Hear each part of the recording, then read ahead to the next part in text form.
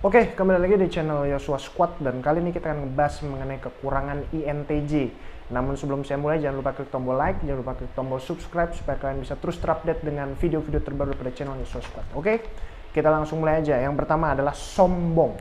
INTJ memiliki kecenderungan yang sangat kuat untuk menjadi pribadi yang sombong, pribadi yang arogan, pribadi yang merasa tahu semuanya. Karena sebenarnya memang INTJ itu memiliki pengetahuan yang luas, wawasan yang luas. Tapi bukan berarti bahwa mereka itu adalah pribadi yang tidak pernah salah, ya. Karena ada saatnya juga pribadi INTJ itu salah, ya. Karena yang namanya manusia itu tidak terluput dengan yang namanya kesalahan-kesalahan. Dan oleh karena itu yang namanya keyakinan diri bahwa mereka sebagai pribadi yang paling tahu, pribadi yang paling berwawasan luas, pribadi yang paling pintar, itu bisa jadi akan membuat mereka tidak mau mendengarkan masukan daripada orang lain, tidak mau mendengarkan nasihat daripada orang lain, tidak mau mendengarkan yaitu hal-hal yang berharga yang disampaikan oleh orang lain.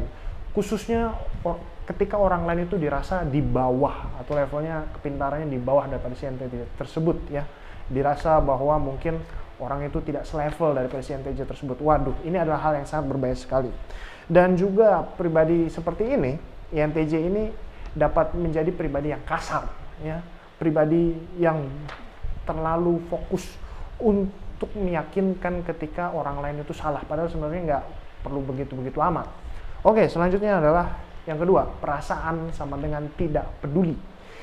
Yang namanya INTJ, yang namanya rasionalitas, yang namanya logika, yang namanya selalu rasional, berbicara fakta, itu adalah hal yang paling utama dalam dunia ini. Dan oleh karena itu, bagi INTJ yang namanya perasaan orang lain itu nggak penting bagi mereka, ya. Karena padahal pada dasarnya yang namanya perasaan itu sangat penting, karena kita sebagai manusia semuanya memiliki hati. Kita manusia memiliki perasaan, setiap orang, bahkan termasuk si INTJ tersebut. Dan seringkali yang namanya masalah hati, masalah perasaan orang lain itu memiliki kepentingan yang begitu kuat, yang seringkali INTJ ini tidak sadar bahwa itu adalah hal yang sangat kuat, yang sangat penting, ya. Dan si INTJ ini memiliki cenderungan untuk tidak sabar kalau misalnya ada orang yang lebih mementingkan perasaan daripada mementingkan fakta. Waduh, INTJ nggak sabar sama orang-orang kayak gitu, ya. Dan sayangnya ya, harus diketahui bahwa ketika INTJ ini memiliki kecenderungan untuk tidak mempedulikan emosi orang lain, tidak mempedulikan perasaan orang lain, maka itu adalah suatu hal yang akan sangat merugikan daripada si INTJ tersebut, ya. Karena akan berakibat bahwa si INTJ ini ketika dia berada dalam posisi mengambil keputusan, maka keputusannya bisa jadi keputusan yang kurang tepat, keputusan yang belum betul, keputusan yang bukan 100% yang terbaik, karena mereka lupa bahwa ada faktor emosi di sana, bahwa ada faktor hati di sana, ya. Oke. Selanjutnya yang ketiga adalah super kritis. INTJ itu memiliki kecenderungan yang sangat kuat untuk bisa mengendalikan diri mereka dengan sangat baik, ya, dalam hal emosi. Mereka memiliki kontrol diri yang begitu kuat, begitu hebat, ya.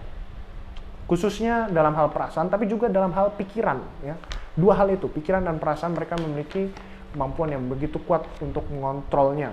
Namun sayangnya adalah ketika mereka melihat bahwa ada orang-orang yang belum berhasil dalam memiliki kemampuan untuk yaitu mengendalikan hati dan juga mengendalikan pikiran sesuai dengan yang dilakukan oleh INTJ, waduh, si INTJ-nya bisa memandang rendah orang-orang yang kayak gitu, memandang rendah orang-orang yang belum bisa mengendalikan hati, memandang rendah orang-orang yang belum bisa mengendalikan pikirannya, seperti itu, ya.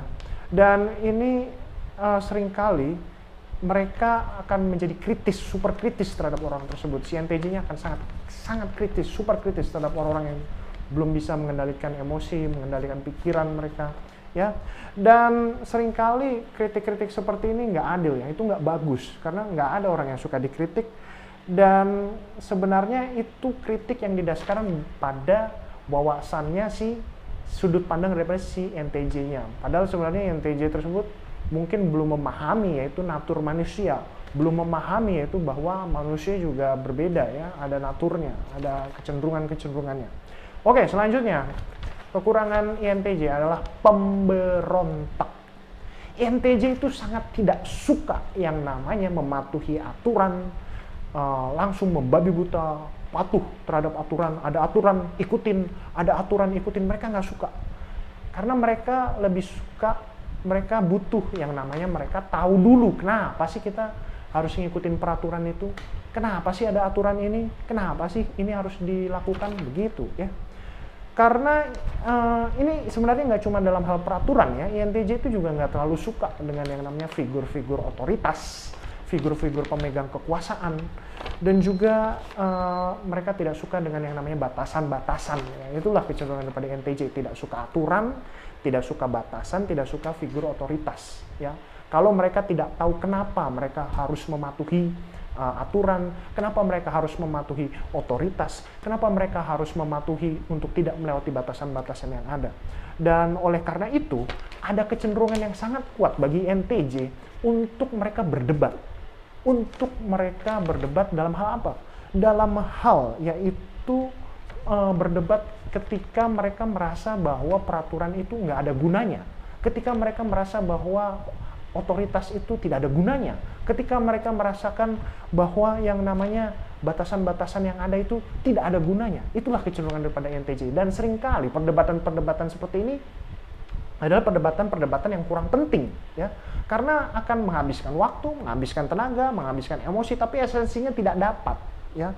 Itulah, padahal sebenarnya ada hal-hal yang lebih penting yang mungkin lebih baik di mana INTJ sebaiknya mereka memfokuskan energi mereka, memfokuskan daripada perasaan mereka, memfokuskan energi mental mereka untuk hal-hal yang lebih penting daripada berargumen, daripada berdebat tentang pentingnya aturan-aturan tersebut. Ya, oke.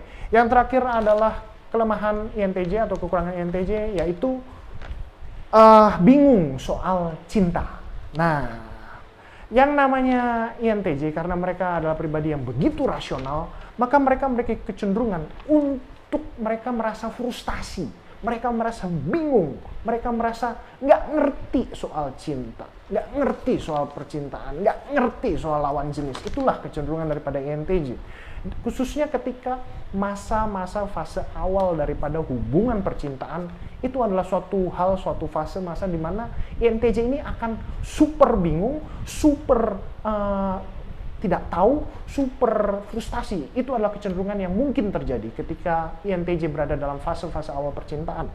Dan mereka juga akan bingung untuk mengerti akan apa sih yang ada dalam hubungan percintaan tersebut, dan juga bagaimana sih caranya bertingkah dalam hubungan percintaan tersebut.